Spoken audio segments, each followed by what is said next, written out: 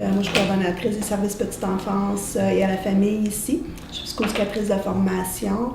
Alors maintenant, je coordonne toutes les activités en lien avec les familles et les enfants.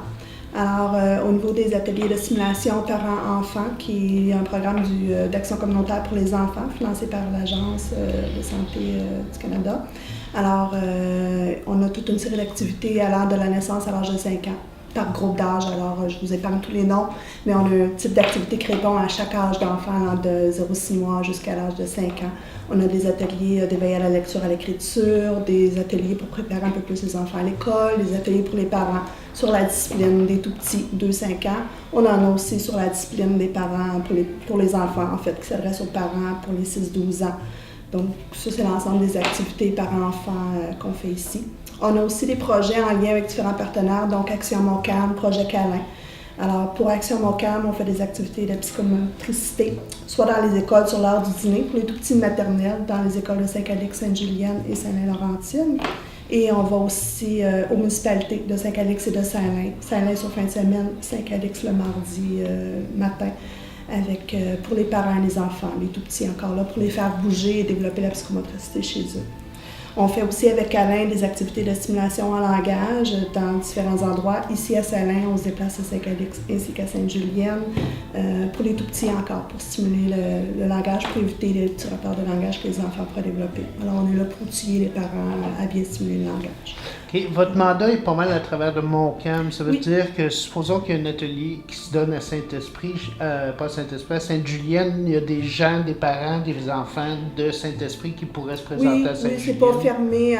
On est vraiment pour le territoire. C'est sûr qu'on essaie de se rapprocher des différents milieux pour éviter justement les déplacements, tout ça. Donc, quand on se rapproche, on va à Saint-Calix. C'est pour se rapprocher de la clientèle de Saint-Calix, mais c'est pas interdit qu'ils se déplacent à Saint-Esprit, Saint-Roch.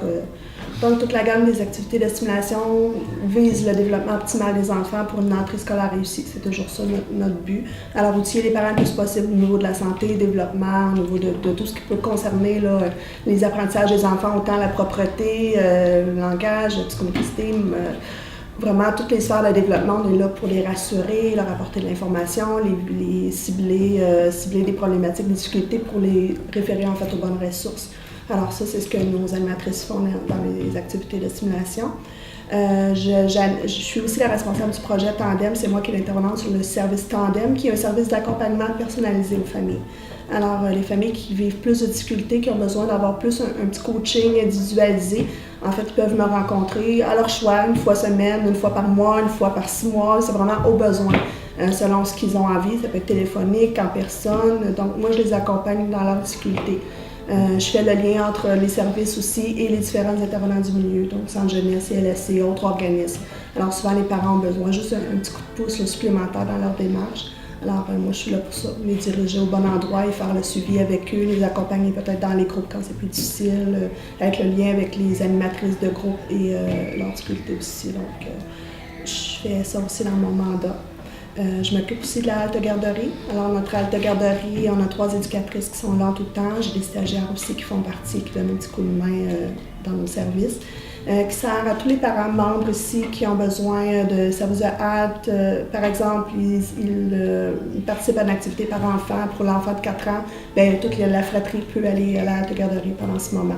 On essaie de privilégier un petit peu un pour un. Là, quand on a plusieurs enfants dans une famille, on a plus de temps à chacun. Alors, on essaie par notre service de garderie, de bénéficier de ce service-là, ce support-là pour les familles. Notre halte garderie aussi peut servir de dépannage. Dans la vie, un matin, il peut arriver qu'on a un enfant qui fait de la température, on doit aller à l'urgence ou à la clinique. On n'a pas le goût nécessairement d'emmener 2-3 enfants supplémentaires. Alors, ils peuvent m'appeler et dire « Je suis mal prise ce matin, est-ce que je peux, j'ai pas de gardienne, j'ai pas de famille, est-ce que je peux amener mes enfants? » Alors, on va dépanner si les parents ont un besoin là, comme ça d'urgence.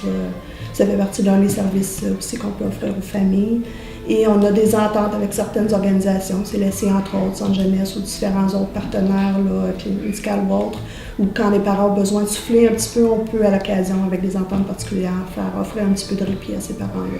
Donc nos enfants peuvent venir ici un petit bout de temps à la hâte pour avoir un petit peu de répit pour les parents. Un petit break. C'est des services qu'on offre à la garderie. Je te remercie beaucoup, Isabelle. Bien. Lâche pas le beau travail.